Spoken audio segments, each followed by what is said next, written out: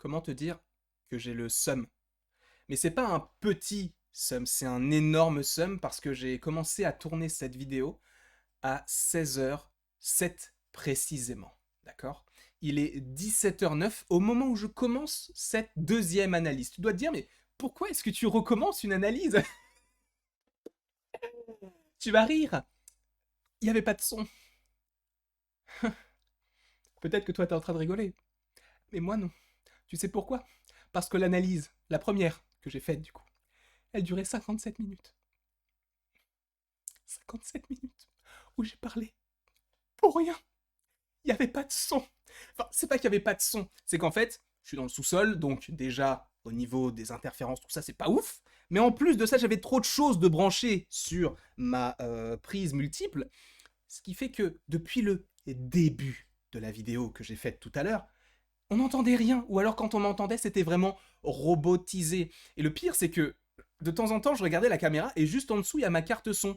Mais quand je parle, vous voyez, le bouton s'allume en vert. Sauf que quand je ne parle pas, il s'allume pas. Et je me suis dit, mais même quand je parle pas, le bouton est allumé en rouge. Alors je me suis dit, il y a peut-être un problème. Mais je m'en suis rendu compte qu'à la fin de la vidéo, quand j'avais fini l'analyse.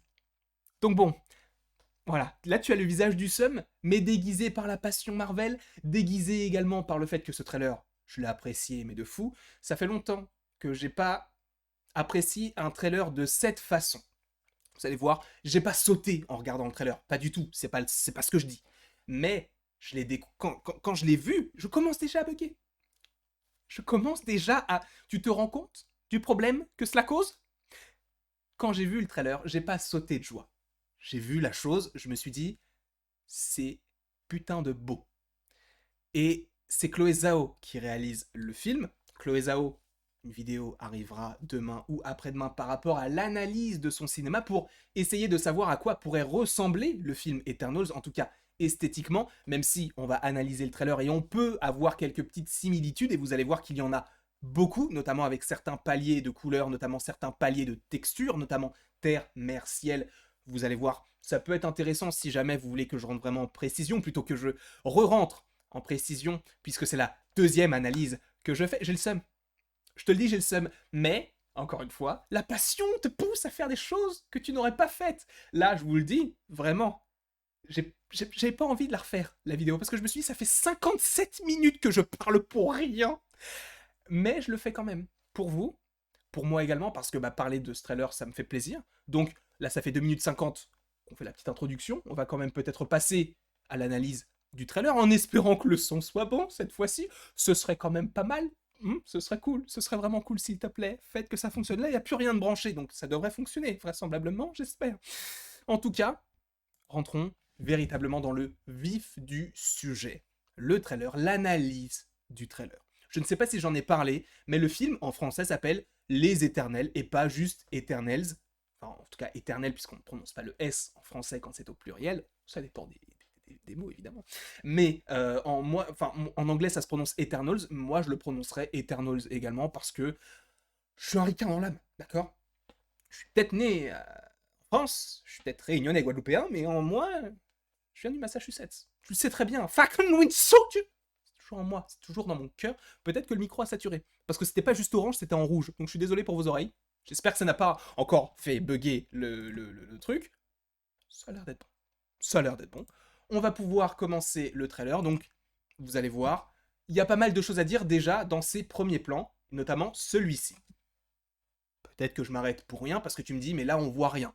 On voit peut-être rien, mais c'est typique du cinéma de Chloé Zhao. Chloé Zhao, je ne l'ai pas précisé, mais qui a eu l'Oscar pour Nomadland, là récemment en 2021, il y a quelques mois, quelques semaines plutôt, qui a également réalisé The Rider, donc un film que je vous conseille à 1000%, un autre film qu'elle a réalisé qui s'appelle Les chansons que mes frères m'ont apprises, qui est incroyable, et dans ces films-là, tu as également ce type de palier, où tu as pas forcément la mer ou la terre ou le ciel, mais en tout cas tu as différents types de niveaux. Là tu as la mer, la terre, le ciel. Est-ce que c'est intéressant? Vous allez voir que oui.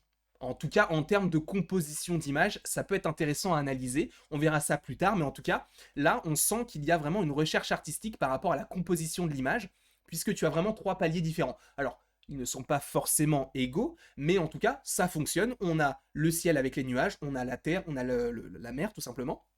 Et aussi, les nuages, c'est, on va dire, typique du cinéma de Chloé Zhao. Tu vas me dire, oui, mais les nuages, il y en a partout et il y en a tous les jours. D'accord, ok.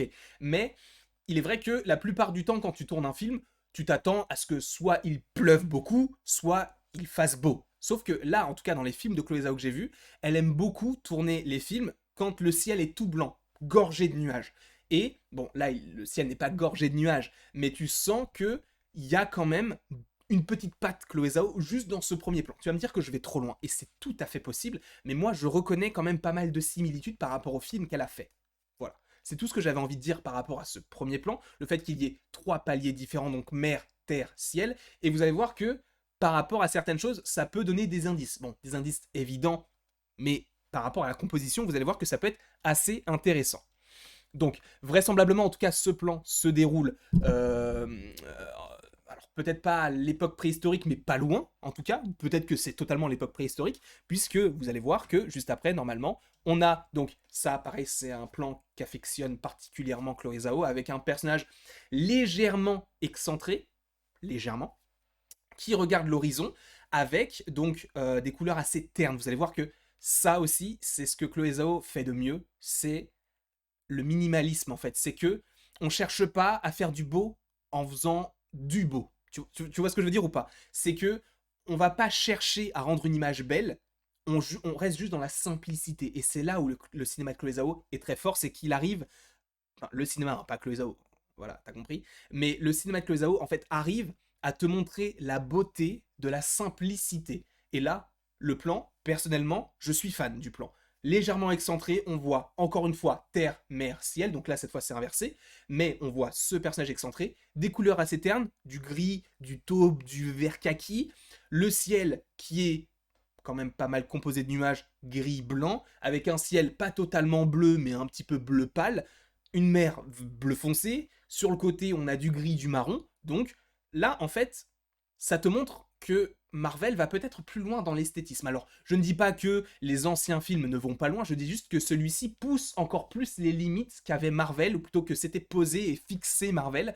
Là, on va vraiment plus loin. Je vous le rappelle que Chloé Zhao, lors d'une interview, je ne sais plus pour quel média, mais elle avait dit que Marvel, et donc Kevin Feige ou plus, Marvel Studios et Kevin Feige, lui avaient donné quasiment carte blanche pour son film. Encore une fois, c'est pas la réalité à 100%, parce que Kevin Feige a quand même son mot à dire, parce que voilà, c'est pas forcément Chloé Zhao qui a écrit le scénario du film, donc forcément elle n'était pas à 100% libre de ses choix par rapport à tout le film, donc forcément il y a quand même une nuance à apporter, mais tu sais Kevin Feige a quand même possiblement jeté un petit coup d'œil au film, parce que c'est quand même entre guillemets son film, donc, mais tu sens que plus que d'habitude, il a laissé faire, parce qu'il sait que Chloé Zhao elle a un talent fou. Encore une fois, Chloé Zhao elle a réalisé 3 films.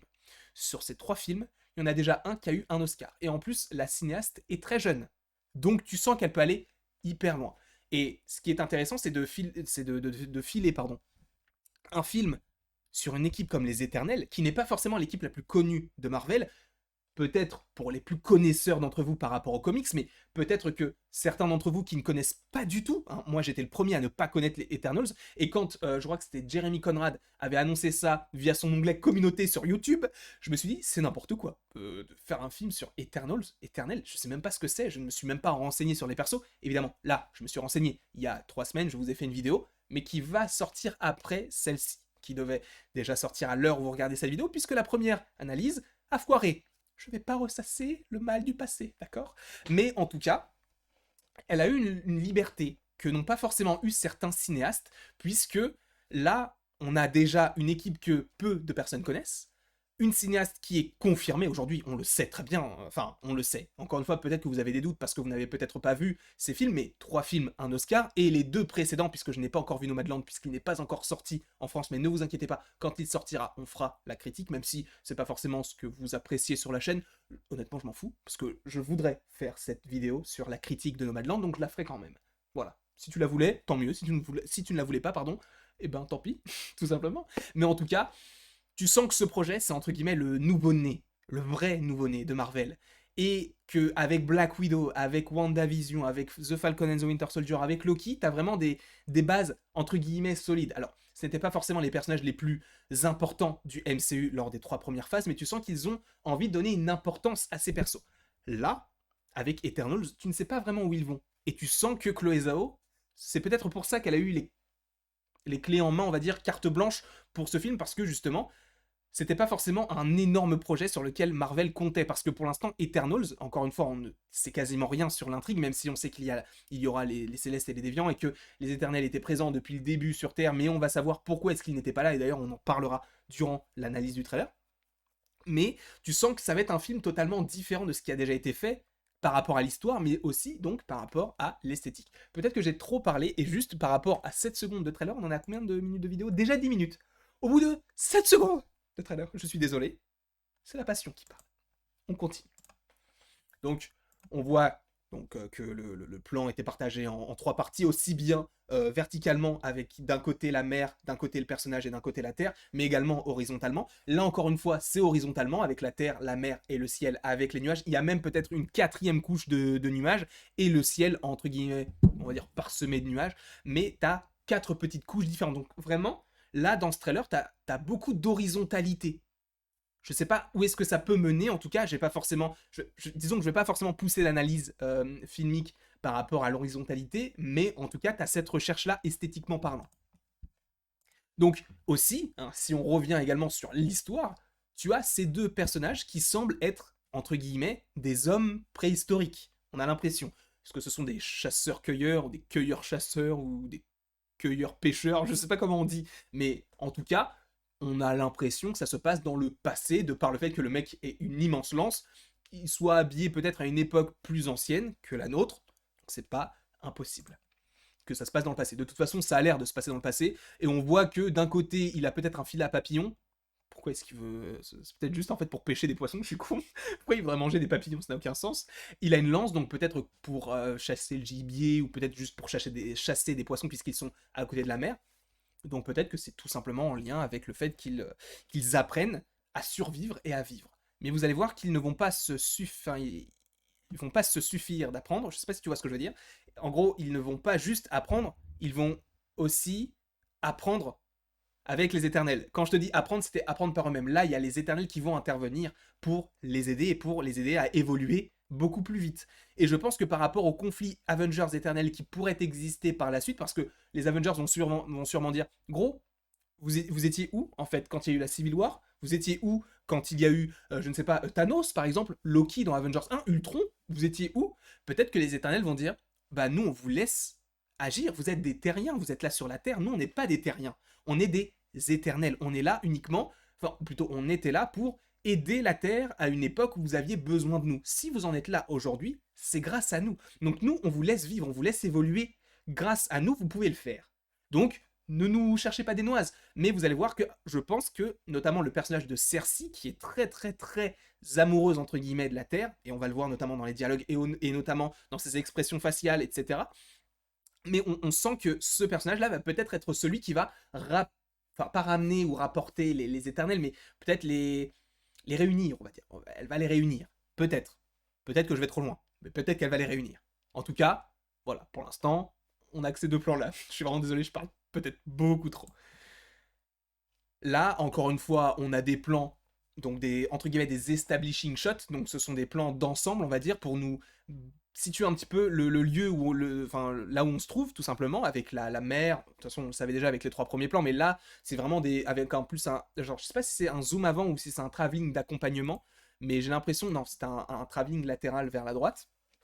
Donc c'est juste pour apporter du mouvement en plus des vagues, et ça apporte entre guillemets une sorte de contraste entre les vagues qui s'échouent sur les rochers, qui eux ne bougent pas, tout en rapportant encore plus de mouvement par rapport au travelling. Voilà. Là, encore une fois, terre, montagne, ciel, on a plusieurs paliers qui se dessinent clairement, vraiment, on a 3 paliers qui se dessinent, et là où je voulais insister par rapport à ce plan-là, c'est par rapport à la couleur des plans, enfin par rapport à la couleur des persos, pardon. C'est parce que, en tout cas des habits. puisque déjà, tu as les moutons qui sont assez ternes, un petit peu jaunes, un petit peu orangés, un petit peu marron, tu comprends pas vraiment la couleur. Les habits des persos sont vert kaki, gris, marron clair, beige, donc c'est très terne. Le décor, pareil, est de la même couleur, c'est vraiment couleur terre. L'abri dans lequel se trouve un des personnages, pareil, est taupe, enfin c'est du marron très clair. Derrière tout ça, t'as du gris, t'as du marron, et le ciel est, cette fois-ci, gorgé de nuages blancs. Même si sur le côté en haut à droite, tu as du bleu clair, tout le reste du plan, en tout cas au niveau du ciel, est blanc, gris, et tu sens que c'est un peu caché. Donc là, tu sens qu'il y a vraiment une recherche de colorimétrie, et c'est là où ça va être intéressant. Alors, pas forcément colorimétrie, mais plus de couleurs, pardon. Et c'est là où ça va être intéressant, parce que sur les plans d'après, on va découvrir les premiers éternels. Et il faut savoir que les costumes des éternels sont très colorés. Par exemple, tu as Icaris qui est bleu, un peu pétant, Cersei qui est en vert. Je connais pas forcément toutes les couleurs, mais tu as également Tena qui me semble être en blanc, si je ne dis pas de bêtises. En tout cas, t'as beaucoup de couleurs un peu flashy qui dénotent totalement avec l'univers dans lequel ils vont arriver. Et c'est là où la recherche esthétique, elle est pas mal au niveau de la couleur. Et c'est pour ça que je voulais aussi insister sur ce plan-là, et notamment sur les autres, hein, parce que au niveau de la couleur terne et tout, tu pouvais les retrouver dans les autres plans, et même dans les anciens films de Chloé Zhao, notamment les chansons que mes frères m'ont apprises, où vraiment, les couleurs ternes, elles envahissent, entre guillemets, tout l'écran, tout simplement. Donc on sent là qu'il y a encore la patte de Chloé Zhao. En tout cas de ce qu'elle aime. Donc là, si on se base vraiment encore une fois sur ce qu'il se passe, il semble découvrir quelque chose dans le ciel. Il regarde vers le ciel, donc, et voilà, ils ont peur. On voit que ce personnage se réfugie derrière un autre personnage. Cet enfant se réfugie derrière un enfant, derrière un enfant vieux, j'allais dire, mais un homme préhistorique, entre guillemets, plus âgé. Et on a d'autres personnages avec des lances, etc. Et il semble découvrir quelque chose dans le ciel qui n'est autre que le vaisseau des éternels. Comment on sait que c'est le vaisseau des éternels? Vous allez voir, c'est assez simple, entre guillemets, c'est que le vaisseau arrive, et il y a les éternels qui sortent après, tout simplement. Mais l'architecture de ce vaisseau est assez intéressante, alors vous allez voir que les couleurs extérieures sont assez intéressantes par rapport à l'intérieur du vaisseau, puisqu'on voit que c'est du vert foncé mêlé à de l'or, avec des ronds, avec des fissures, on ne sait pas vraiment ce que représentent tous ces symboles, est-ce que ça veut dire quelque chose? Je ne sais pas, mais en tout cas, personnellement, je trouve que c'est magnifique. Donc, c'est le vaisseau dans lequel les éternels semblent arriver sur Terre, et sur ce plan-là, encore une fois, je vais peut-être trop loin avec mes paliers, mais là, c'est clair et net. On a le palier de la Terre, le palier de la mer, le premier palier du ciel, le palier du vaisseau, et le deuxième palier du ciel. Vous allez me dire, c'est complètement con ce que tu me dis là, parce qu'en soi, on sait que ça vient de l'espace, mais peut-être que certains se disent, ça vient de la Terre. Mais par rapport à la composition, juste par rapport à l'analyse de la composition, tu comprends que ce vaisseau vient du ciel.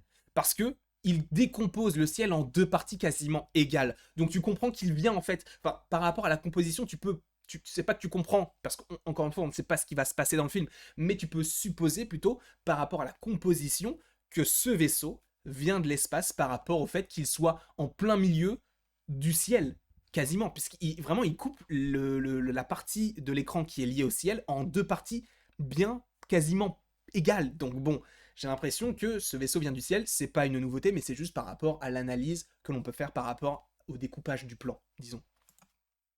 Donc, le vaisseau arrive, il était camouflé, c'est pas une nouveauté, Marvel fait souvent ça, que ce soit avec les gardiens, même avec Captain Marvel, je crois, enfin, c'est pas une nouveauté, en tout cas, d'avoir comment ça s'appelle? Un vaisseau camouflé. Par rapport à l'architecture, on comprend que c'est un vaisseau qui semble être triangulaire, pas forcément un losange, mais triangulaire.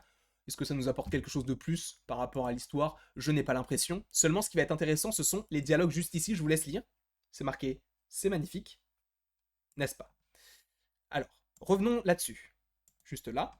Ici, c'est le personnage de Cersei. Vous voyez que son costume est vert. Bon, on voit un petit peu de vert ici. Bref, son costume est tout simplement vert. Lui, c'est Icaris. Donc, d'ailleurs, à gauche, donc, comme je vous l'ai dit, c'est le personnage de Cersei qui est joué par Gemma Chan, et qui était déjà, d'ailleurs, Minerva dans le film Captain Marvel. Et à droite, c'est Icaris, qui est tout simplement joué par Richard Madden, qui jouait notamment Robb Stark dans Game of Thrones et dans d'autres films. Voilà. Mais en tout cas, le plus grand rôle qu'il ait fait, en tout cas à ma connaissance, c'est Game of Thrones. Mais on sait que ces deux personnages ont une relation particulière, c'est qu'ils sont amoureux. Et de toute façon, on va le voir à la suite du trailer, qu'il y a un montage alterné pour te montrer, ou plutôt, je ne sais pas si c'est un montage alterné ou si c'est juste un montage rapide, où tu vois les deux personnages sous différentes époques. Et vous allez voir que c'est assez intéressant, et notamment au niveau de la couleur des vêtements. Quoi qu'il en soit, il a un habit bleu, elle a un habit vert, et en fait, Cersei, elle est décrite dans les premières... comment on peut dire ça, bah, la première description en soi du film, comme quelqu'un qui aime la Terre, qui se dévoue à protéger la Terre, ou en tout cas qui est fasciné par la Terre. Si bien que normalement, dans le film, elle devrait être une sorte de... je dirais pas gardienne de musée, mais en tout cas, elle travaille dans un musée et elle est liée donc à toutes les créations qu'a pu faire l'humain au cours de l'histoire. Donc ça va être intéressant puisqu'on sait que ce personnage-là est extrêmement lié à la Terre et d'ailleurs, pour plus de précision, elle manipule entre guillemets la matière via son énergie, sachant qu'ils ont tous de l'énergie en eux, mais ils l'utilisent à des fins différentes, enfin pas à des fins différentes, mais plutôt d'une manière différente, puisque tu en as un qui va créer des armes, Phastos, et on le verra d'ailleurs juste après. Mais en tout cas, tu as ces deux personnages qui semblent être amoureux. Peut-être qu'Icaris, lui, est là juste pour aider la Terre, sauf que Cersei semble être tombée amoureuse de la Terre, et peut-être qu'elle veut plus que les aider, et peut-être y vivre. Et ça peut être intéressant. Peut-être qu'elle va se dire, on a aidé assez de planètes dans le cosmos, dans l'univers, pour pouvoir quand même prendre un petit peu de repos, et rester sur Terre quelque temps. C'est pas impossible que ça se passe comme ça. En tout cas, elle dit c'est magnifique, n'est-ce pas? Donc, comme si tu sentais qu'elle voulait essayer de les convaincre parce que eux sont sur le point de partir. Donc, c'est comme si elle disait c'est magnifique, gros, viens avec moi, on va se poser, on va se mettre des petits transats et on va kiffer notre life. Peut-être qu'ils vont s'organiser comme ça, peut-être pas pour les transats, mais peut-être qu'ils vont rester via les différents discours de Cersei parce que durant le trailer, t'as l'impression qu'il n'y a qu'elle qui parle. Encore une fois, il n'y a pas que elle qui parle, mais peut-être que, enfin en tout cas, tu comprends qu'elle a pas mal de parts, en tout cas de dialogue. D'ailleurs, ça aussi c'est quelque chose d'assez représentatif du cinéma de Chloé Zhao, c'est la part de dialogue et d'image. C'est qu'en fait, on l'a vu d'ailleurs durant le premier trailer, entre guillemets, même s'il y avait quoi, il y avait quoi, il y avait 10-15 secondes d'image, et on a réussi à en faire une vidéo de 15 minutes, mais bon bref, là je ne sais même pas combien de temps va durer cette deuxième analyse, je l'ai encore là, d'accord, je l'ai encore là. Mais bon, en tout cas, la particularité, l'une des particularités du cinéma de Chloé Zhao, c'est d'avoir peu de dialogue et surtout, en fait, de jouer sur l'émotion, sur la réaction des personnages, ou plutôt des acteurs qui sont en train de jouer, du décor, parce que le décor aussi influe sur les persos. Enfin, de toute façon, vous pourrez le voir notamment dans The Rider, ou également dans les frères que mes chansons... les frères que mes chansons... Les chansons que mes frères m'ont apprises. Donc, c'est pas forcément la cinéaste qui aura... Enfin, qui a établi des... Comment on peut dire ça? Des prises de parole conséquentes et qui auront un impact forcé sur l'histoire. Tu sens que ça va surtout être sur du contemplatif, et moi, ça me convient parfaitement. Avant toute chose, ça semble fonctionner. 22 minutes, que 33 secondes. Très bien, d'accord. Je parle beaucoup. Je parle beaucoup, mais pour l'instant, moi, ça me plaît de faire cette deuxième analyse. Même si, bon, je sais à peu près de quoi je vais parler maintenant, puisque j'ai déjà fait. Mais j'espère en tout cas que vous, cette petite vidéo vous plaît. J'espère vraiment que le son ne bug pas, sinon cette vidéo ne sortira jamais. 3 heures, sinon, si je la rate pour faire pour faire une seule vidéo, ça va pas le faire. Bref, Icaris est entre guillemets en relation avec ce personnage de Cersei, et là, on peut se demander qui c'est, est-ce que c'est un antagoniste, est-ce que c'est dans le vaisseau? Oui, ça a l'air d'être dans le vaisseau. Pourquoi? Mais avant tout, je vais vous dire qui est ce personnage-là. Pour moi, ce personnage-là est tout simplement le personnage d'Ajak, joué par Salma Hayek, qui, enfin, comment est-ce qu'on le sait? Parce qu'en fait, le couvre-chef qu'elle a, c'est la même chose, c'est une sorte de petit chapeau, plus des petites cornes. Vous allez voir que sur un autre plan, on peut se douter, enfin, on peut en douter plutôt, parce qu'on a l'impression que les cornes sont collées et qu'elles ne ressortent pas par rapport à son, à son casque, mais on sent quand même, enfin, on le voit de toute façon dans les toutes dernières images, que c'est Ajak. On compare, et c'est la même, vous allez voir, on va comparer. 36 secondes, je m'en rappellerai à la fin, je reviendrai à 36 secondes exactement, et vous verrez que c'est le même personnage. D'ailleurs, de loin, si on remarque juste le casque, bon, il manque, je crois, 2 cornes, mais ça ressemble un peu au casque de Galactus. Je dis pas du tout qu'elle est liée à Galactus, mais pour ceux qui veulent se demander quel est son pouvoir, normalement, elle est censée communiquer avec les Célestes. Je ne dis pas que Galactus dans le MCU sera un Céleste, je ne sais même pas si dans les comics il en est un, mais qu'est-ce qu'un Céleste? Peut-être que vous ne le savez pas, et d'ailleurs c'est son pouvoir. En fait, un Céleste, c'est, disons que c'est une race d'aliens primaire, on va dire, entre guillemets, qui a créé les Éternels, mais également les Déviants. Les Déviants qui seront vraisemblablement les antagonistes, et d'ailleurs on en voit peut-être un bout à un moment donné. Je ne sais pas vraiment si c'est un Déviant ou si c'est juste une créature un peu extraterrestre, entre guillemets, mais en tout cas, elle communique avec les Célestes. Est-ce que des Célestes, on en a déjà vu dans le MCU ou c'est tout nouveau? On en a déjà vu, et c'est ça qui va être intéressant à voir dans le trailer, dans le film, c'est de savoir comment est-ce qu'ils vont les représenter. Pourquoi? Parce que la première fois qu'on voit un Céleste dans le Marvel Cinematic Universe, c'est dans les Gardiens de la Galaxie volume 1. Et on le voit également dans Avengers Infinity War. Pourquoi? Parce que c'est dans l'astéroïde Nowhere, ou plutôt c'est l'astéroïde Nowhere. L'astéroïde Nowhere est tout simplement la tête d'un Céleste, tout simplement. Tu vois à quel point c'est grand? Eh bien, c'est la tête d'un Céleste, d'accord? Donc, tu imagines la taille de la chose, sachant que là, tu as juste la tête, qui fait de la taille, donc, limite d'une planète. Voilà. Comment est-ce qu'ils vont un bug? Au bout de 20 minutes, ça va. On aurait pu faire pire. Mais tu vois, la taille de la chose, comment est-ce qu'ils vont réussir à le représenter dans le film? Est-ce que ça va faire comme Ego? Puisque Ego, dans Les Gardiens de la Galaxie volume 2, dit qu'il est un Céleste et que Star-Lord est à demi-Céleste. Mais est-ce qu'ils vont faire comme Ego et avoir une sorte de représentation, puisque je vous rappelle qu'Ego est une sorte, entre guillemets, de planète, mais qui se représente via la forme de Kurt Russell. Bon, c'est l'acteur Kurt Russell, mais c'est, disons que, comment on peut dire ça? C'est la représentation que se donne Ego pour vivre, entre guillemets, et pour avoir une taille humaine. Donc peut-être que les Célestes auront la même chose, peut-être qu'ils vont réussir à se rapetisser, mais je n'ai pas l'impression, puisqu'on a eu quelques petites images, donc du film Eternals, avant même d'avoir ces différentes images-là du trailer. C'était, je crois, en 2019, quand ils ont annoncé le film Eternals, on avait des sortes de form footage, où en tout cas, tu voyais quatre Célestes qui étaient vraiment immenses, et peut-être que ils ne seront pas si grands que ça, parce qu'on a l'impression en fait qu'ils font une taille de robot géant, un petit peu comme des sentinelles, mais vraiment très très grandes, notamment dans les comics X-Men. Peut-être que ça fera cette taille-là.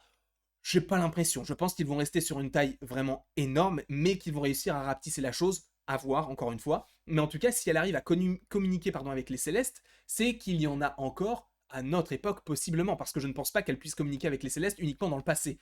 À mon avis, sachant que le film se passe sur différentes temporalités, il y aura également les Célestes possiblement présents à la fin du film, je pense. En tout cas, à une époque plus contemporaine pour nous et où, qui se passe en fait au même moment que d'autres programmes comme Falcon, comme WandaVision, etc. D'ailleurs, par rapport à la temporalité des Éternels, ça va être assez intéressant de savoir, puisque vous allez voir que au niveau de la version sous-titrée et de la version originale, il y a un petit changement qui fait la diff. Mais en tout cas, on a ce personnage d'Ajak qui va possiblement communiquer, en tout cas c'est son pouvoir, avec les Célestes. D'ailleurs, ce personnage semble être le chef.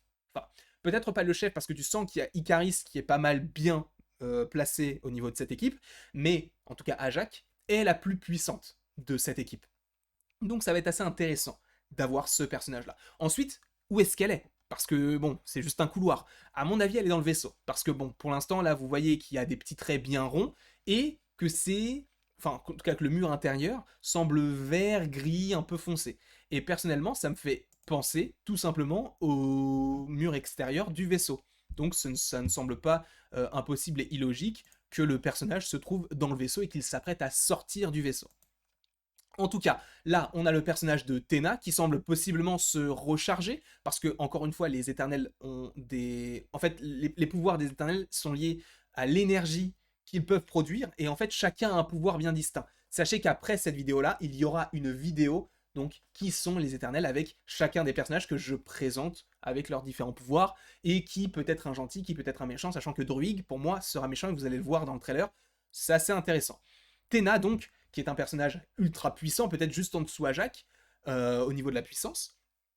Et donc un personnage là qui semble se recharger possiblement. Encore une fois, le mur peut indiquer qu'elle est aussi dans le vaisseau, possiblement.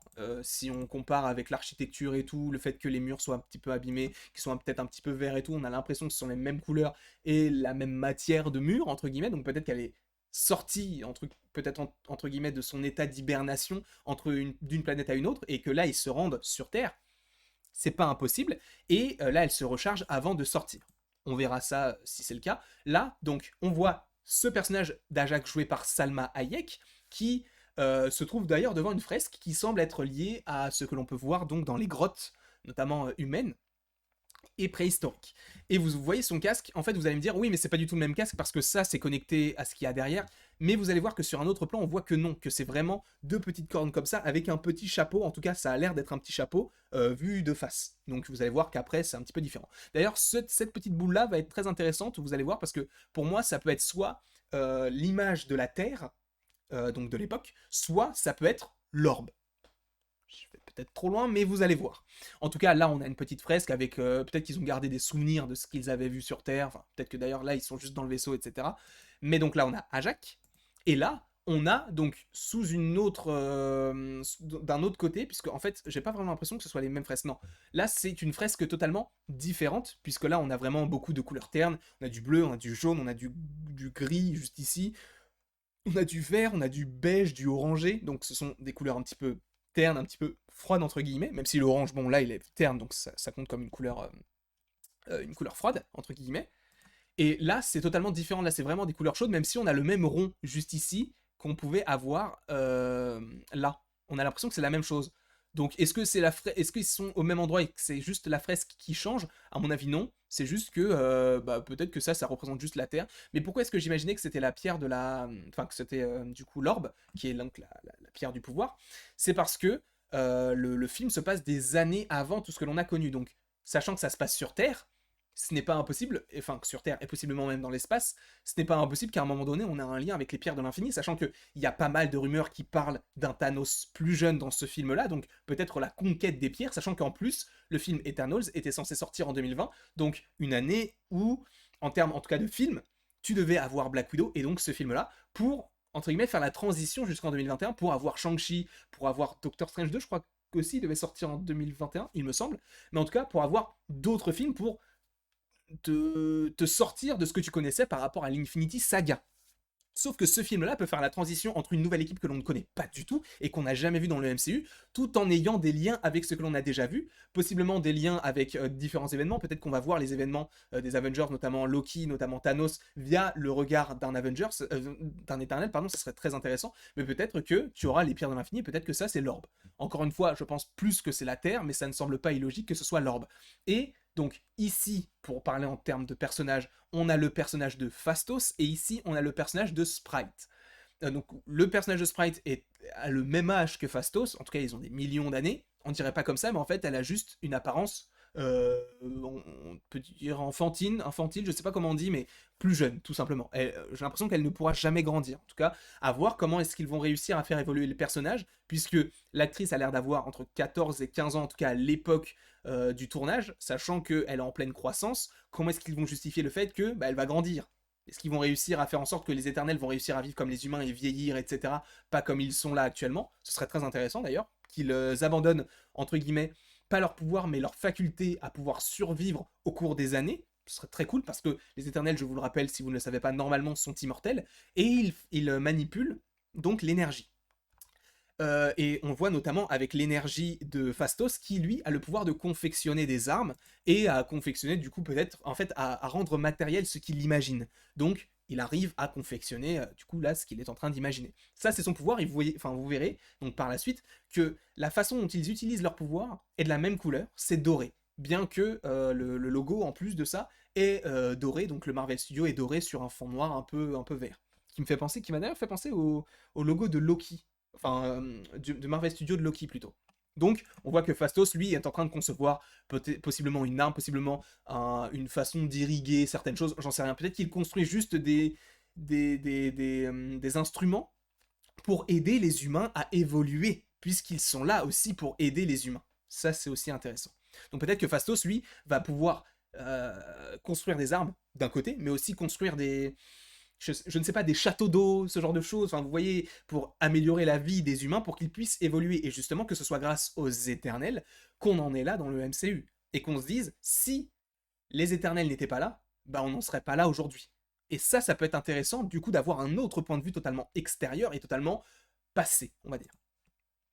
Voilà, le logo, on l'avait pas encore vu, mais le logo Marvel Studios me fait quand même pas mal penser à celui de Loki, donc même si Loki c'était un fond un petit peu plus vert foncé, je trouve que c'est génial, et en fait on voit par rapport aux différentes couleurs, donc dorées, etc., que ça a l'air d'être la couleur des pouvoirs des persos, parce que vous allez voir notamment Makari quand elle court, elle laisse une sorte de traînée doré, un petit peu comme laisse une traînée bleue par rapport à Quicksilver dans le film L'Ère d'Ultron. Donc ce sont des choses que on a déjà vues, mais sous une autre forme, puisque Quicksilver pouvait, entre guillemets, juste courir, et Macari, elle, de son côté, elle utilise l'énergie qu'il y a en elle pour pouvoir courir. Mais vous allez voir que Macari, on va la voir très très très bientôt. Donc là, en vert, c'est le personnage de Cersei. Juste par rapport à ce plan-là, on peut comprendre qu'elle aime, elle affectionne la Terre, même si vous allez voir qu'après, on comprend que c'est elle qui utilise son pouvoir, donc son énergie en elle, donc son énergie cosmique, pour pouvoir hydrater les différentes plantes. Donc elle est là elle-même pour aider les humains comme tous les éternels, mais vous allez voir que certains, comme Dorig, sont un petit peu différents par rapport à tout ça. Mais en tout cas, c'est Cersei, elle est liée, elle est bien liée pardon, à la Terre. Il n'y a pas de souci par rapport à ça, c'est un plan classique. Elle est en train, en fait, c'est ça qui est aussi intéressant, c'est que les éternels, je pense, vont en apprendre beaucoup aux humains, tout comme les humains vont en apprendre aux éternels. Parce que peut-être que là, Gemma Chan, le personnage de Cersei va se dire, ah mais ils évoluent vite, genre on est là depuis pas longtemps et ils arrivent vraiment à bien évoluer. Et peut-être que même les humains vont réussir à faire des choses que les éternels n'arrivent pas à faire, genre notamment la scène du volcan. Peut-être que les éternels, au cours de leur voyage, si jamais ils sont passés par plusieurs planètes avant d'arriver sur la Terre, ils n'ont jamais vu de volcan et peut-être que vous allez voir qu'il y a un certain aspect de oui, on vous apprend, mais on a aussi envie d'en apprendre. Et vous allez voir que c'est le cas. C'est vraiment le cas. Donc là, on voit que Gemma Chan, n'importe quoi, que Cersei, elle est là pour aider les humains, mais que peut-être qu'elle aussi va en apprendre beaucoup, notamment le fait que par la suite, elle soit là pour les aider à apprendre l'histoire de l'humanité dans un musée. Voilà, c'est elle qui semble donner de l'eau, entre guillemets, à une plante, à plusieurs plantes, et on voit du coup son pouvoir via l'énergie qui est en elle. Et alors, quel est le pouvoir de ce perso? Sans vraiment rentrer trop dans les détails, puisque la vidéo qui va suivre en parle, c'est tout simplement un personnage qui va utiliser son énergie afin de modifier la matière. Donc peut-être qu'elle arrive à récupérer l'eau qui est enfouie dans la terre pour la ressortir et modifier l'eau. Enfin, tu comprends qu'elle arrive à modifier la matière, tout simplement. Donc elle arrive peut-être même à créer des fluides, tout simplement, et créer des liquides. Et peut-être qu'elle nourrit donc l'herbe et plus peut-être les plantations comme ça. Nous avons observé, donc là on comprend qu'ils sont en train d'évoluer, et guidé. Donc là ils ont observé et guidé, donc ils parlent des terriens. Là ça a l'air d'être Icaris, et juste ici ça a l'air d'être Cersei. Bon, voilà, on comprend que là il y a vraiment une évolution, en tout cas au niveau des habitations, puisque là tu as vraiment des sortes de rideaux, enfin, il y a une évolution. On comprend qu'il y a une évolution. Alors, ça, alors nous les avons aidés à progresser, donc là on comprend que les éternels parlent des humains.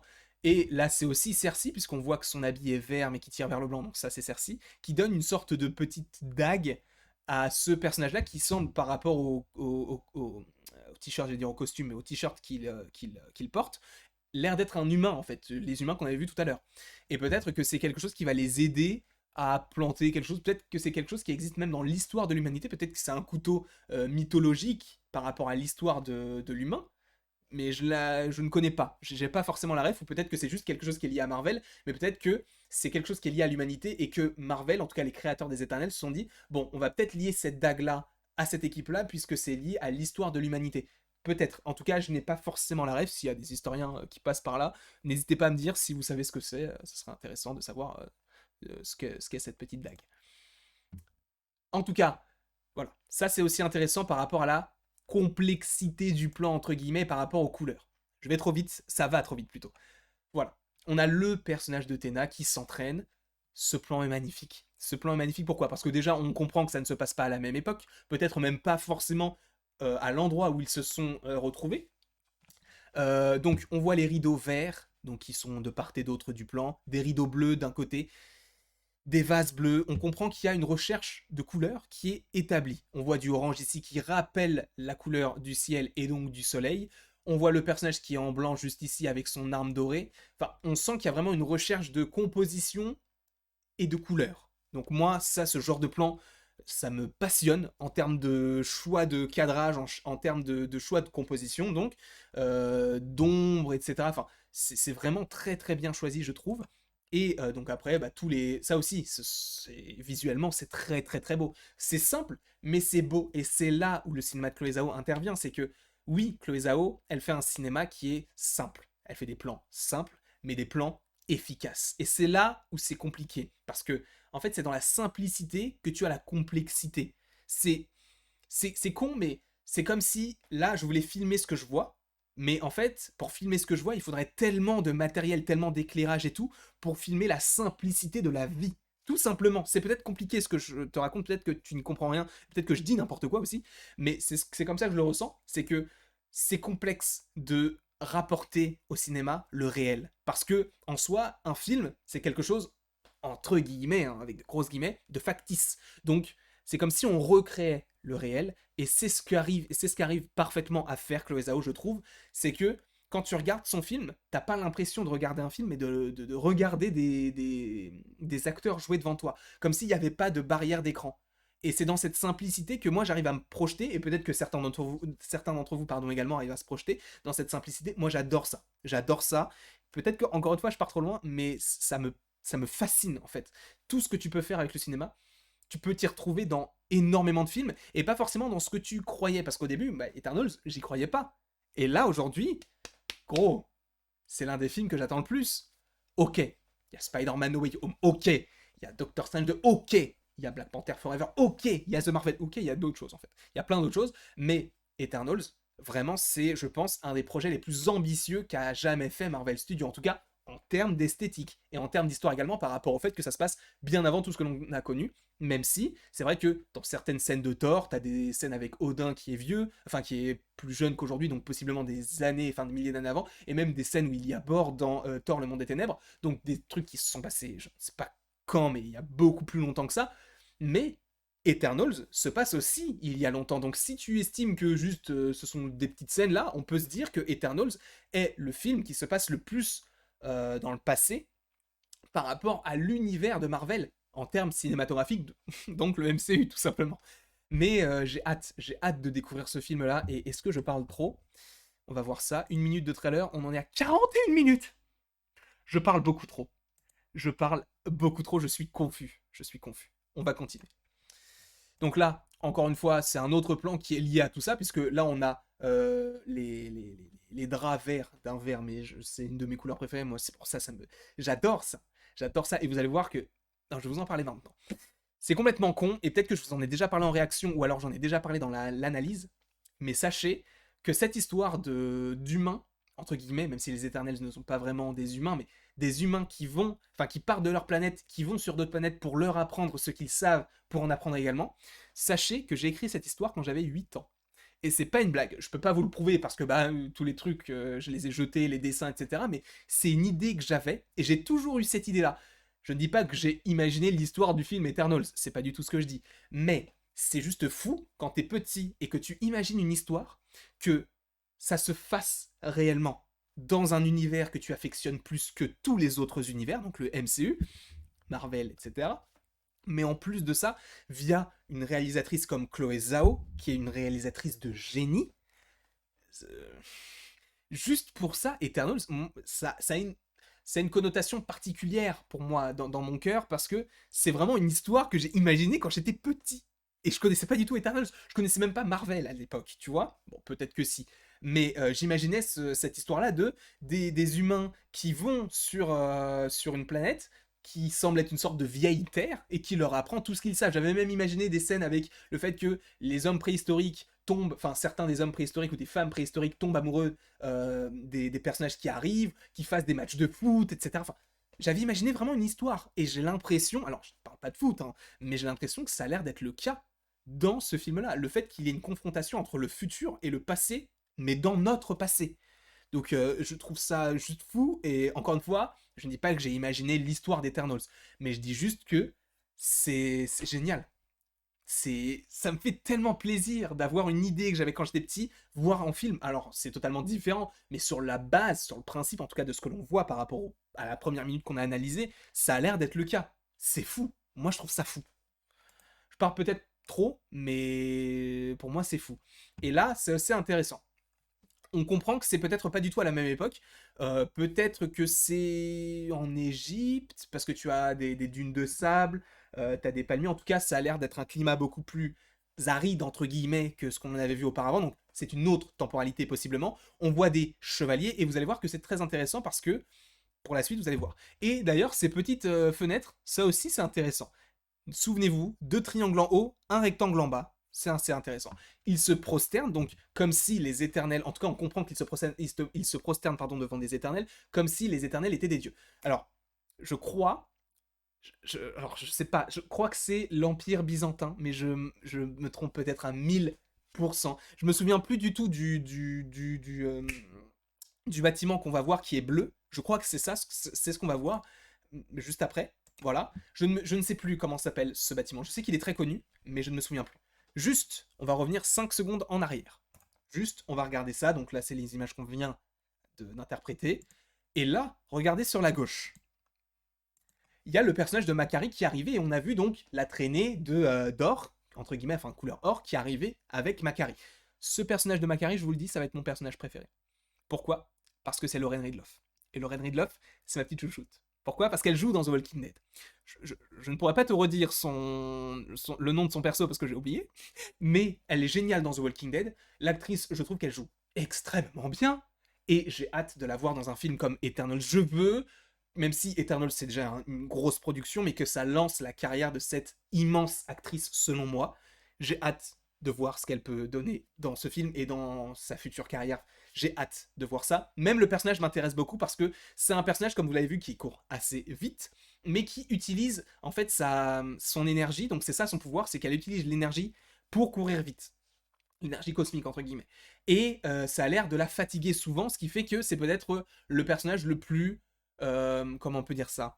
Le plus vulnérable, entre guillemets, de tous les autres. Même si Ajak, elle, c'est un dieu, limite, c'est un dieu, Ajak, par rapport à ce perso-là. Mais j'ai hâte de voir Makari. Makari, donc là, vous voyez, Makari, ici c'était Na, là ça a l'air d'être Gilgamesh, ici c'est le personnage d'Icaris, et là c'est Kingo. En tout cas, ça a l'air d'être Kingo.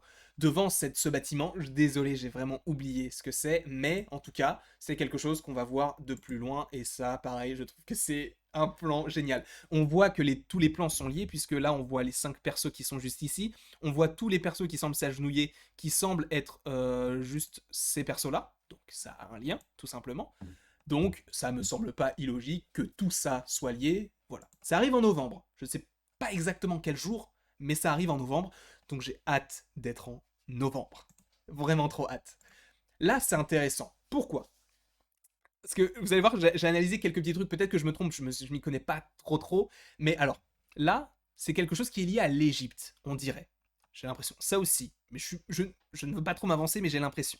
Donc ça, c'est lié à l'Égypte, et ça a l'air d'être également lié à l'Égypte. On voit différentes peintures, je ne pourrais pas vous donner les références parce que j'ai pas fait histoire de l'art, je connais pas toutes les références au niveau des peintures, mais on va se rapprocher. Vous voyez qu'elle utilise sa vitesse pour lire vite et tourner les pages assez rapidement. Seulement, ce qui est intéressant, attendez, il faut que je mette pause au bon moment. Attendez, hop, je sais pas exactement quand est-ce que c'est. Bon, je suis allé. Non, voilà, c'est exactement là. Il n'y a pas quelque chose qui vous choque? Parce que peut-être qu'on peut se dire, ça se passe avant. Sauf que bah, tu as des références, notamment médiévales, tu as des références liées à l'Égypte. Ça, peut-être que c'est lié à une référence asiatique. Je ne m'y connais pas, je suis vraiment désolé, donc je ne vais pas pardon, me prononcer par rapport à ça. Mais par rapport à ce plan-là, normalement, il y a 2 choses qui vous choquent. Normalement. Je vous laisse 5 secondes. Elle a des converses. Voilà. Ici, elle a tout simplement des converses. Et si on va un tout petit peu plus sur la droite, est-ce que ce serait pas un casque PlayStation VR? Je me trompe peut-être. Mais ça ressemble fortement à un casque PlayStation VR. Donc, on comprend que ça semble se passer à notre époque. Voilà. Est-ce que ça nous intéresse beaucoup? Je ne sais pas, mais en tout cas, on voit que, en tout cas, c'est ça aussi, oui, à l'apprentissage des deux côtés, c'est que les éternels sont là pour apprendre à l'humanité à évoluer, mais l'humanité peut aussi en apporter aux éternels, puisque là, on voit que bah, tout ce qu'elle est en train de lire, ce sont des choses qu'elle apprend par rapport à l'histoire de l'humanité. Donc, ça peut être intéressant. Peut-être même qu'elle rattrape son retard, puisqu'elle est peut-être, elle était peut-être pas sur Terre après tous ces événements-là, et c'est pour ça qu'elle n'a pas agi lors des différents événements, notamment Civil War, Infinity War, Endgame, Ultron, Loki, tout ça. Donc c'est peut-être pour ça. Peut-être qu'elle rattrape son retard et qu'elle va apprendre donc toute l'histoire du monde, de notre monde à nous, via donc les différentes choses qui se sont passées, les différents livres, les différentes peintures, les différentes œuvres artistiques. Voilà. Et là, donc, tu as un PlayStation VR. Ça ressemble, je ne dis pas que c'est le cas, mais ça ressemble à un PlayStation VR. Voilà. Là, c'est un montage assez intéressant, puisque là, on comprend que c'est juste après qu'ils aient montré donc les différentes... comment on appelle ça, les différents... Oh, crotte. Les différents persos se sont montrés et les autres persos se sont agenouillés, sauf que, donc ça semble se passer dans le passé, puisque tu as notamment des toges, des choses qui font vraiment référence à des choses antérieures, mais elle a une chemise à carreaux. Ça vous choque pas, vous? Moi, ça me choque, sachant que juste après, elle porte la même chemise. Donc, est-ce qu'elle arrive à se projeter dans le passé, de savoir qu'est-ce qu'il s'est passé? Parce que, en plus, il y a marqué « Nous ne sommes jamais intervenus ». Pourquoi est-ce qu'ils ne sont jamais intervenus? Est-ce qu'ils étaient sur Terre? Est-ce qu'ils dormaient? Est-ce qu'ils étaient en hyper-sommeil? J'en sais rien, mais on a l'impression que là, via son visage, elle découvre le monde. C'est pas juste, genre, elle découvre quelque chose qu'elle voit au loin, parce que tous les autres persos ne semblent pas choqués. En plus de ça, on a l'impression qu'elle se trouve à, euh, à Londres. Encore une fois, je suis pas forcément le meilleur en termes de géolocalisation, hein, mais elle semble être à Londres. Et ici, vous avez un magasin Gap. Voilà. Si vous avez envie d'aller au Gap, n'hésitez pas à aller là où elle est. Mais elle semble porter le même habit, donc c'est comme si elle arrivait à se projeter d'un univers à un autre pour savoir en fait qu'est-ce qu'il s'est passé entre les deux pour que le monde soit entre guillemets parti en couille de cette façon. Encore une fois, peut-être que ça n'a aucun rapport, peut-être que cette scène n'est pas liée, mais d'un côté, t'as ce personnage-là qui est présent dans une période antérieure avec une chemise à carreaux où elle essaye, c'est comme si en fait elle essayait de découvrir ce qu'il s'était passé pendant son absence. Donc peut-être que les Éternels n'étaient vraiment pas sur Terre dans le MCU après tous les événements qui sont passés, d'où le fait qu'il qu'il ne soit pas intervenu, possiblement. Juste après, donc, on a un moment, donc c'est plus dans les bois, avec des soldats. Est-ce que c'est lié à la période médiévale, liée à l'armure qu'a Makari? C'est pas impossible. Mais donc, on a notamment ce soldat qui semble trancher la tête d'un habitant qui porte une toge, encore une fois. Sauf que, je reviens, il faut que je sois vif. J'ai pas été assez vif. Mais en tout cas, attendez, voilà. Ici, vous avez une sorte de colonne qui, moi, me fait penser beaucoup à d'autres colonnes qu'on avait déjà vues par le passé. En tout cas, par rapport aux fenêtres et tout, ça ressemble à l'architecture qu'on avait déjà vue. Peut-être que c'est juste après le moment où tu vois comment on appelle ça, l'énorme empire bleu. Vous voyez ce qu'on a vu tout à l'heure. Donc c'était exactement ça. Donc en fait, c'était par rapport aux fenêtres. Donc je disais ça. Peut-être que cette scène est liée et que ça se passe dans la foulée, mais vous allez voir que cette scène-là, c'est pas la seule scène qui est liée à cette scène-là. Vous allez voir, c'est compliqué à comprendre, mais ça va être très simple en fait. Donc là, on a ce personnage de Sprite qui semble pleurer. Donc pourquoi? Il y a un volcan. Alors, il y a plusieurs petites théories qui peuvent s'établir. Est-ce que c'est intéressant? Non, c'est pour ça que je vais vous en parler vite fait dans cette vidéo-là. C'est pourquoi je pense que peut-être qu'elle découvre ce qu'est un volcan. Peut-être. Peut-être pas du tout, hein. Mais peut-être que justement, au fur et à mesure des planètes qu'ils ont visitées, ils n'ont jamais vu de volcan. Et justement, c'est peut-être quelque chose qui est très beau esthétiquement, donc ils se sont peut-être rapprochés, mais ça leur a fait peut-être peur la détonation, sachant qu'après, on sait que le volcan entre en éruption. Et après, juste après, donc là, en plus de ça, on voit qu'elle est au niveau du volcan, puisque là, on sent que c'est encore chaud, il y a même de la lave juste ici. Sauf que, juste après, on a le personnage qui semble avoir des petits trucs blancs dans les cheveux. Alors, je ne pense pas que ce soit des pellicules, je pense plus que c'est possiblement de la cendre. Je pense. Mais je sais pas. Je sais pas parce que ça semble se passer à notre époque, puisqu'il a un manteau, il a des lunettes, d'ailleurs, il m'a copié mes lunettes. Donc là, on a le personnage d'Ajak et là, on a le personnage de Fastos. Il a un trou dans les oreilles. Alors, je sais pas depuis combien de temps existent les piercings, les boucles d'oreilles, etc. Donc peut-être que ça se passe véritablement, en tout cas, qu'il se l'est fait par le passé, mais en tout cas, cette scène-là semble se passer maintenant. Juste ce qui me fait dire que les deux scènes sont peut-être liées, c'est juste le fait que là, ce soit un peu, un peu, comment dire ça, c'est des cendres, de la lave, etc. Et là, c'est un peu gris. Et en plus de ça, peut-être qu'il a des trucs dans les cheveux, même elle a des trucs sur les épaules, donc peut-être que c'est de la cendre, j'en sais rien du tout.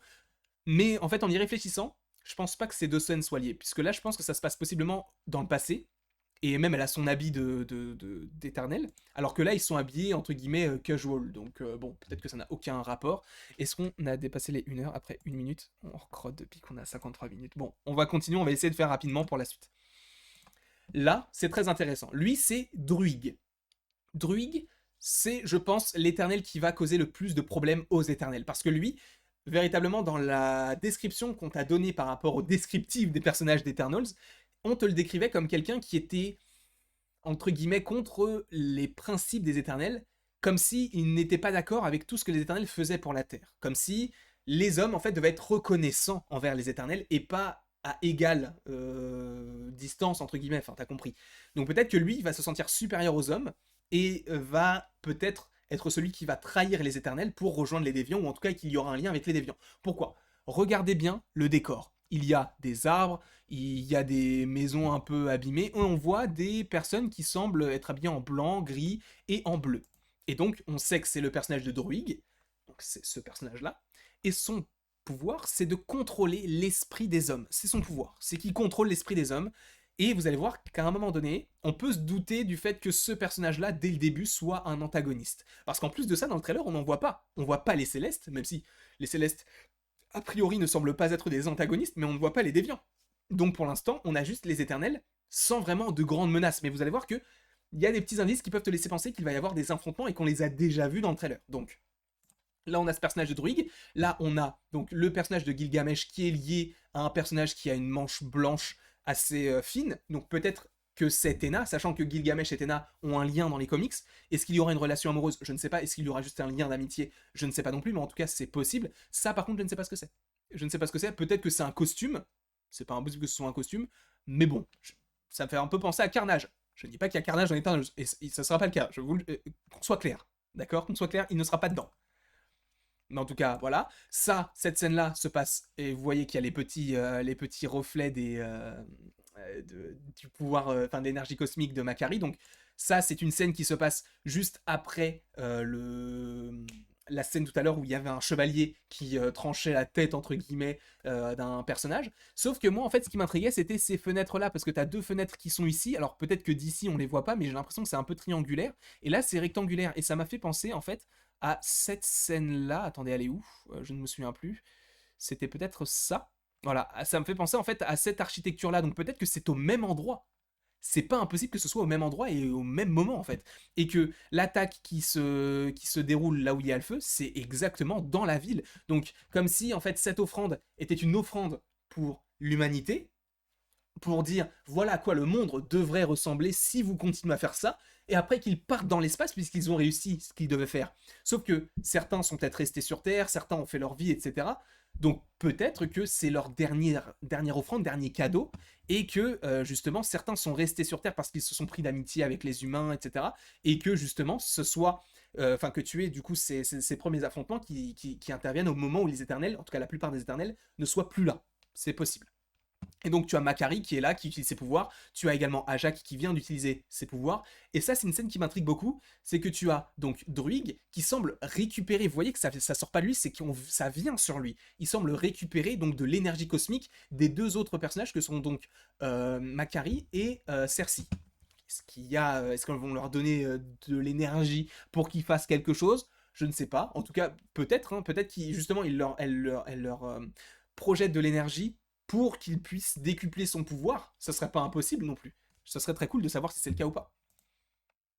Donc là, cette épée, je la trouve juste magique. Elle est incroyable, cette épée-là. Ce plan-là, pareil. D'un côté, t'as l'habit très très blanc, les cheveux très blancs, l'épée lumineuse du côté droit et à gauche, t'as rien du tout. Donc, sachant que là, on voit des arbres, on voit qu'il y a de la lumière et tout. Est-ce que c'est en lien avec le fait que tu es donc l'affrontement où il y a les soldats, vous savez, avec les chevaux et tout? Est-ce que c'est en lien avec ça?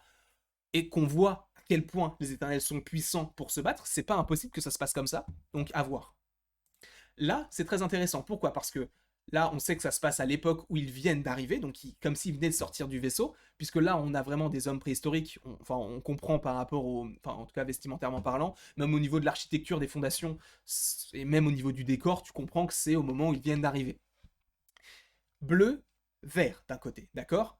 Ils semblent être sûrs d'eux, ils viennent d'arriver, ils savent ce qui va se passer. Ensuite, ils sont contents, ils semblent vivre sur Terre. Il est toujours habillé en bleu, elle est toujours habillée en verte. D'un côté, le bleu du manteau rappelle le décor bleu de ce côté-là. L'arbre, même l'arche qui est juste ici, les vases rappellent le vert. Et donc, tu as ce trophée, ou en tout cas cette chose qui est accrochée au mur, lié aussi au jaune des bougies, même à quelques petites fleurs, qui rappellent en tout cas les fleurs qui semblent liées entre guillemets, leur amour. Donc, tu vois qu'au niveau des couleurs, il y a vraiment cette recherche. Donc, comme je t'ai dit juste avant, bleu, vert, bleu, vert, bleu, vert. Et tu vois qu'elle porte la même chemise qu'elle porte quand elle découvre... Attends, c'était juste ici, quand elle découvre, enfin, ou plutôt qu'elle revoit ce qui s'est passé possiblement, et qu'elle voit ce qui se passe par la suite. C'est la même chemise, c'est le même habit, donc ça se passe possiblement juste après. Attendez, du coup on était là, voilà, donc bleu-vert, bleu-vert, bleu-vert, puisque lui aussi il a un habit bleu. Et là, par contre, oups, hop, attendez, c'est là, voilà. Là, par contre, t'as vraiment l'impression que c'est... Déjà, on comprend que c'est maintenant, ça se passe aujourd'hui. Seulement, il n'y a plus rien. Alors que ici, t'as de la vie, t'as du feu, etc.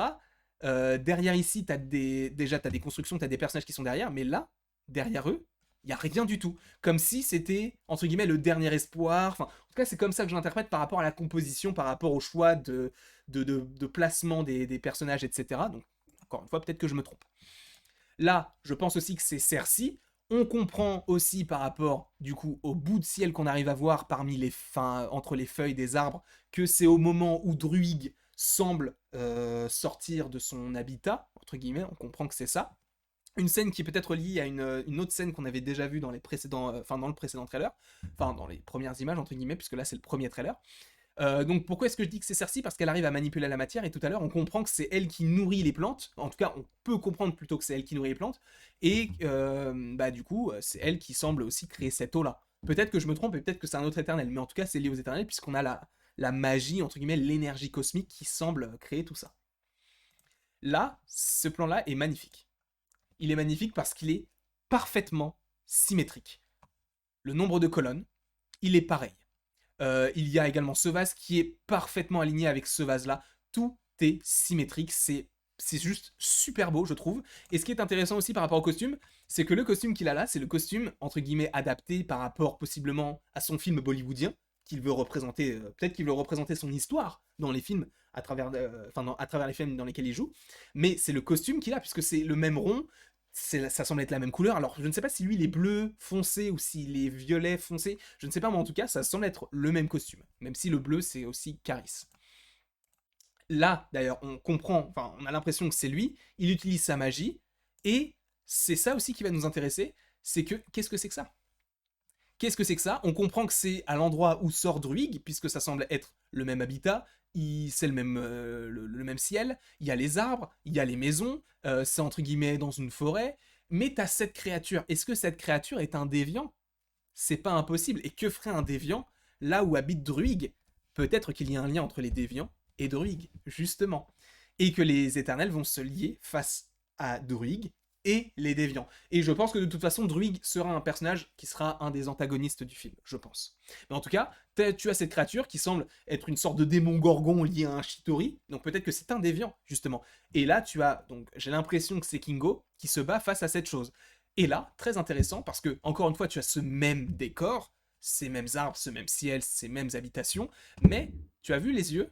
Ils sont tout dorés, tous. Bon, lui, on n'arrive pas à voir, mais on comprend que ils sont contrôlés. Et c'est les mêmes personnages, plutôt ce sont les mêmes personnages qu'il y avait tout à l'heure quand Druig est sorti de la pièce où il était. Et je te rappelle les pouvoirs de Druig, il contrôle l'esprit des hommes, donc tu comprends que là, c'est un antagoniste. Enfin, en tout cas, il a l'air d'être un antagoniste, pardon, et il a l'air d'être quelqu'un qui va en tout cas se défendre, ou peut-être même attaquer. Peut-être que justement, si on comprend que la bête qui est ici est au même moment où tu as ces personnages-là qui sont là et où Druig sort, peut-être qu'ils sont là pour attaquer cette bête-là, et que Druig est au final un gentil, mais par rapport aux différents choix de cadrage et par rapport à ce que l'on peut comprendre du personnage, on a quand même l'impression qu'il est pas super sympa. Comme si c'était une sorte de Mordo, mais éternel. Tu vois ce que je veux dire ou pas? Peut-être pas. Est-ce que c'est long? Oh mon dieu. On a bientôt fini, ne vous inquiétez pas, il reste un tiers. Du coup, voilà, on comprend qu'ils sont là. On a le plan du volcan dont on avait déjà parlé au préalable, par rapport au personnage donc de Sprite. Sprite qu'on va revoir d'ailleurs bientôt, juste ici d'ailleurs. Souvenez-vous de cette chemise. Alors là, on voit deux personnages qui semblent dormir. Est-ce que c'est intéressant? Je ne sais pas. Oh là là, j'avais pas vu. Oh là là, j'avais pas vu. Un petit easter egg plutôt sympathique. Le petit bouclier de Captain America, là. On est d'accord que c'est le premier bouclier de Captain America. On est d'accord ou pas? On est d'accord. On est d'accord. Merci beaucoup. vous avez raison, vous avez raison. Vous aviez raison de rester ici, même si ça fait 1 heure de vidéo, mais c'est le bouclier de Captain America. On est d'accord là-dessus. Merci beaucoup. Souvenez-vous de cette chemise, parce qu'elle va être intéressante aussi. Donc là, on comprend qu'elle kiffe sa vie, ça se passe à notre époque, on a l'impression, parce que bah, t'as des cocktails, t'as même une petite boule, tu sais, le boule dansante, je sais plus comment ça s'appelle, mais ça se passe à notre époque. Elle a une chemise, ils ont des masques pour dormir, elle est dans un jet privé, donc forcément, ça se passe à notre époque. Black Knight, Kit Harington. On peut pas vraiment dire grand chose par rapport à tout ça, même si on peut comprendre que ça se passe à notre époque encore une fois, puisque ça m'étonnerait qu'à l'époque où ils sont arrivés sur Terre, les cols roulés existaient, ni les, enfin, et les bonnets également, ou les brochings d'ailleurs, parce que lui, permanente impeccable, je dois te le dire. Mais bon, bref, en tout cas, t'as ces deux personnages-là. Elle est d'ailleurs encore habillée en vert. Est-ce que ça va être récurrent? Peut-être que les personnages Est-ce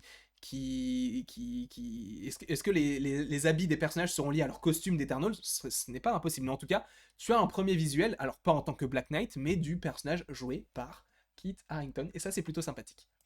Et là, ça aussi, c'est peut-être, on peut se dire, c'est juste des éclairs. Mais à mon avis, ces éclairs-là, ils ont quand même une couleur assez étrange, parce que les éclairs en soi, on peut dire c'est jaune, mais c'est blanc un éclair, quasiment. Et là, c'est quand même pas mal jaune doré. Donc est-ce que ça vous rappelle pas quelque chose?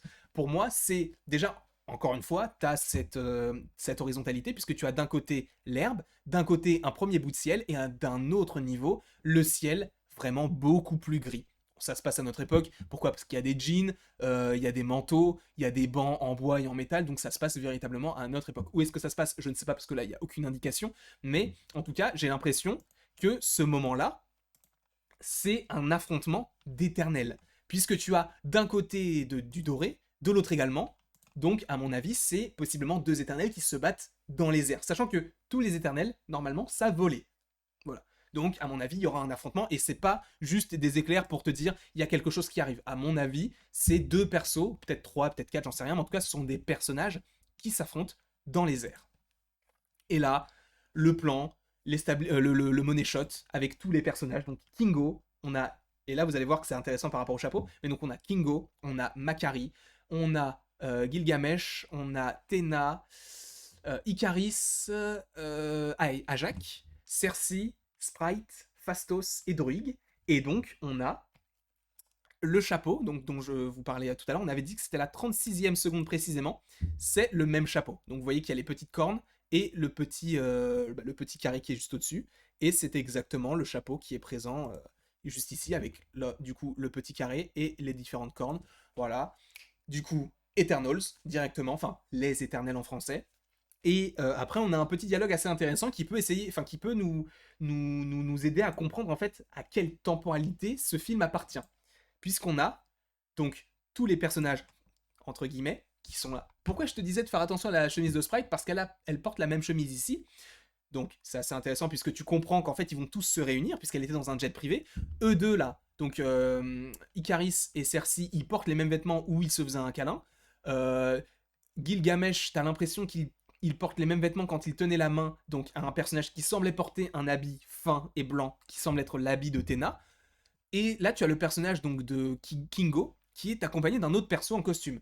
À mon avis, lui, c'est soit son agent, soit son caméraman, puisque sur les autres images qu'on avait vues d'Eternals, donc les premières images, tu avais à un moment donné un caméraman qui était en train de filmer, enfin qui avait une caméra, et qui était là possiblement pour filmer Kingo, puisque je vous le rappelle que Kingo est une star bollywoodienne.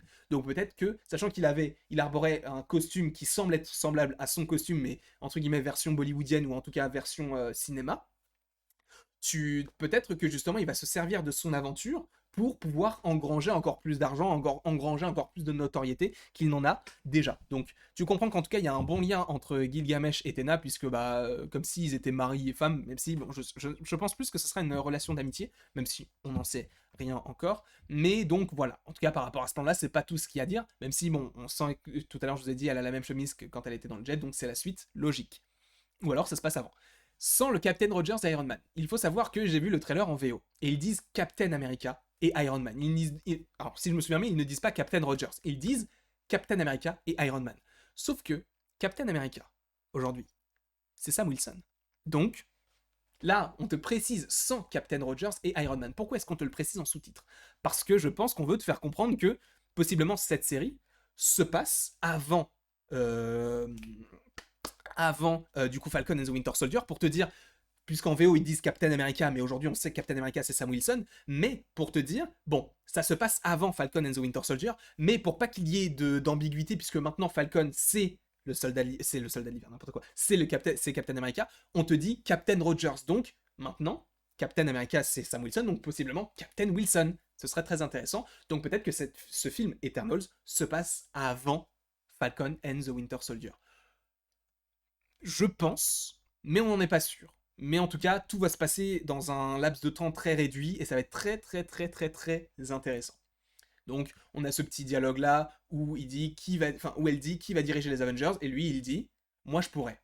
Et ils se mettent à rire ou à pas comprendre ce qui se passe, etc. Et lui même le prend bien, etc. On comprend qu'ils sont pas du tout ok avec cette scène là. Par contre, je me pose une question. Parce que, alors peut-être que je vais trop loin, mais à mon avis, ils sont en Australie. Pourquoi? Parce que là, tu as Host. Bon, tu vas me dire, c'est tout. Mais là, en fait, t'as l'impression que c'est une sorte de carte. Et j'ai l'impression que c'est à la forme de l'Australie. En plus de ça, t'as une étoile, le truc est bleu, et il y a une croix. Ça ressemble au drapeau de l'Australie. Donc, est-ce qu'ils sont en Australie? En tout cas, est-ce que Tena et Gilgamesh vivent en Australie? C'est pas impossible. Est-ce que c'est le dernier plan? C'est le dernier plan. Alléluia. Alléluia. Alléluia. 1h10, gros. 1h10. D'accord? 1h10. J'en peux plus.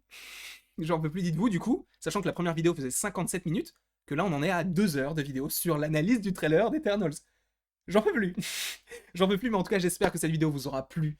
N'hésitez pas à l'aimer, à la partager, à la commenter et à vous abonner. Sachez que juste après, normalement, il y a la vidéo par rapport à qui sont les Éternels. Donc, qui est tel personnage, quel est son pouvoir, etc. Vous allez voir que je vous ai fait une petite vidéo qui peut être sympathique si ça vous plaît, évidemment. Et ce soir, un petit live, tranquillement, entre nous, ça va être sympa. Est-ce que je serai accompagné? Je ne sais pas, mais en tout cas, ce sera un live pour savoir également ce que vous en avez pensé, puisque oui, vous me le dites souvent en commentaire, mais de le savoir aussi directement en réagissant avec vous, ça peut être aussi intéressant. Donc en tout cas, merci beaucoup à vous d'avoir regardé cette vidéo, et après toute cette longue deuxième vidéo, il ne me reste plus qu'à vous dire à la prochaine, pour la prochaine.